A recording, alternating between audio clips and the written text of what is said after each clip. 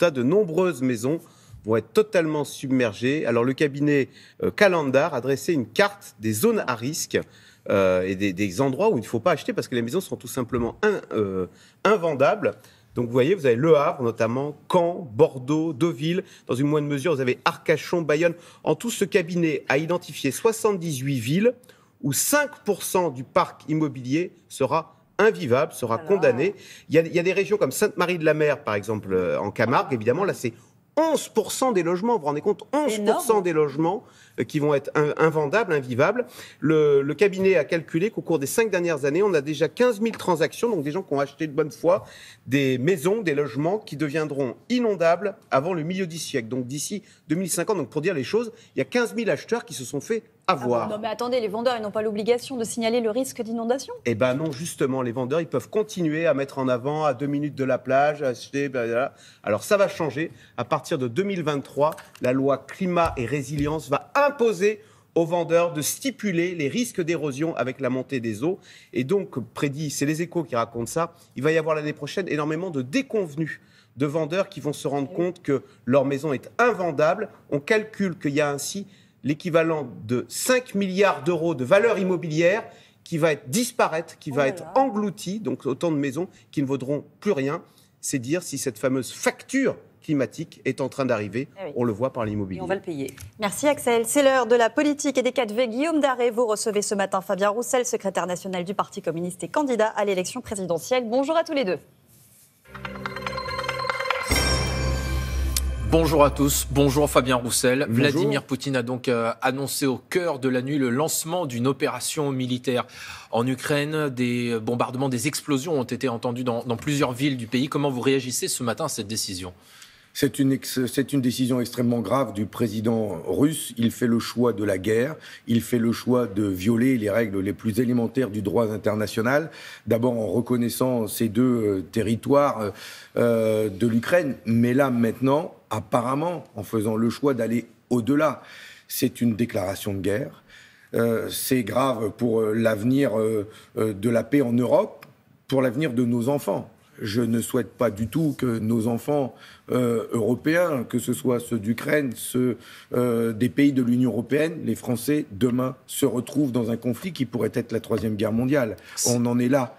Donc toutes les dispositions, toutes les discussions, tout doit être mis en œuvre pour désarmer les armées, pour faire en sorte que ça n'aille pas plus loin. C'est extrêmement grave.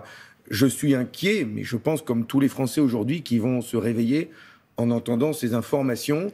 On pourra toujours chercher les responsabilités des uns et des autres, de ces dernières années, de l'OTAN qui a toujours voulu aller plus loin aux portes de la Russie, mais aussi des responsabilités de ce président russe nationaliste, dur, qui fait le choix de la guerre. C'est trop tard d'aller chercher les responsabilités. Maintenant, elle est là, la guerre, aux portes de notre pays, et il faut tout faire pour que ça n'aille pas plus loin. Concrètement, il faut faire quoi ? C'est une déclaration de guerre, vous venez de dire. Il faut faire la guerre à la Russie ?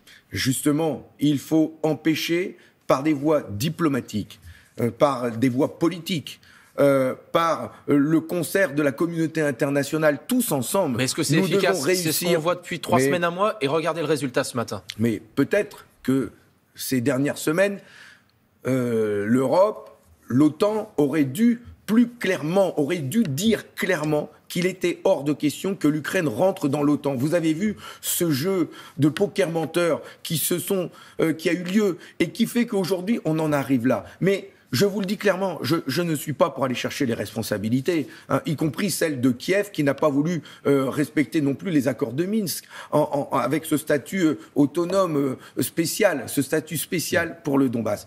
C'est trop tard. Aujourd'hui, la guerre est là. Que doit faire Emmanuel Macron, président de la République, président aussi de l'Union européenne en ce moment ?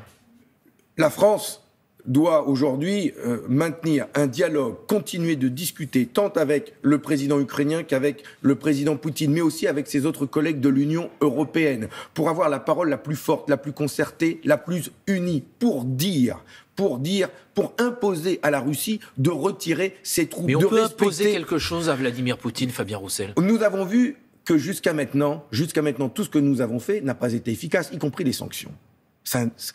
Même ça doit nous interroger. Donc, quel rapport de force nous devons avoir vis-à-vis de Poutine? Quelles sont ses demandes précises? Depuis le début, il demande que l'Ukraine n'entre pas dans l'OTAN. Il n'y a jamais eu de parole de la part de l'OTAN, des Américains, de l'Union européenne pour dire « d'accord, nous ne ferons pas rentrer l'Ukraine dans l'OTAN ». Enfin, il faut produire des actes, des paroles politiques fortes pour tout de suite faire reculer ces armées. Souvenez-vous comment la Première Guerre mondiale est née d'un attentat à Sarajevo qui a ensuite déclenché un conflit qui a duré 4 ans et qui a provoqué des dizaines de millions de morts. Nous devons être très vigilants, ne pas d'ailleurs avoir des propos extrémistes de tous bords. Je sais qu'on est en campagne présidentielle et je souhaite que justement dans le temps de cette campagne la France puisse parler d'une seule voix et l'unité nationale sur ce sujet. Faire parler la voix de la paix surtout. Fabien Roussel, venons-en aux accusations dont vous faites l'objet de la part de plusieurs médias et notamment